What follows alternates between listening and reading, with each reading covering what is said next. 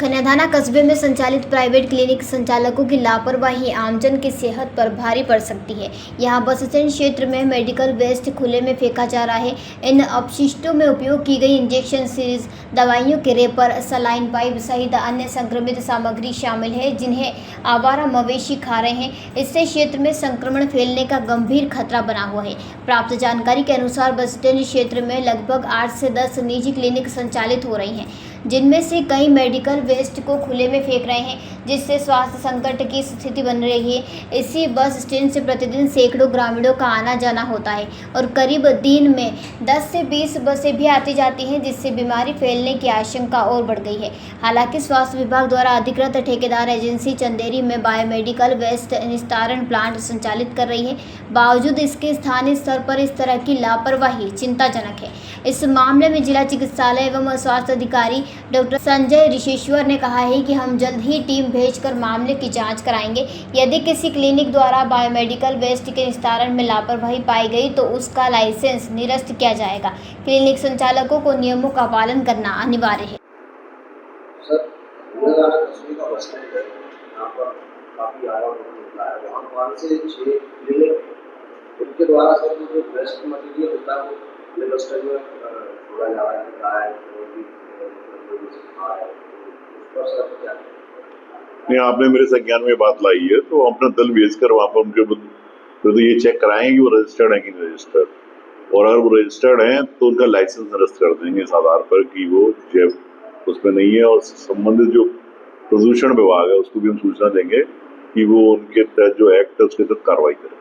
कन्याधाना में जैसे क्या व्यवस्था की गई है, जैसे मेडिकल संचालक होते हैं या प्राइवेट क्लिनिक है, तो वो लोग को क्या निर्देश देते हैं कि कहाँ फेंक रहे हैं? नहीं, वो तो स्पष्ट निर्देश है कि कोई भी जो मेडिकल जो क्लिनिक चलाते हैं, चाहे वो एलोपैथी की हो चाहे वो आयुर्वेदिक की हो, जितनी भी मेडिकल का जो वेस्ट है वो वेस्ट तो एक संस्था है, उसके माध्यम से वो कलेक्ट करती है, वो हमारी CSC पे भी जाती है और वो उसके बाद वो अपना डिस्पोजल लेके फिर वो उनका एक सेंटर है चंदेरी में, वहाँ पर वो उसको डिस्ट्रॉय करते हैं। तो व्यवस्था तो ये है, और लाइसेंस भी इसी शर्त पर दिया जाता है कि उनका रजिस्ट्रेशन रहे, नहीं तो अगर उन्होंने रजिस्ट्रेशन नहीं कराया उसकी फीस भी होती है और वो प्रदूषण विभाग में वो रजिस्टर्ड होते हैं।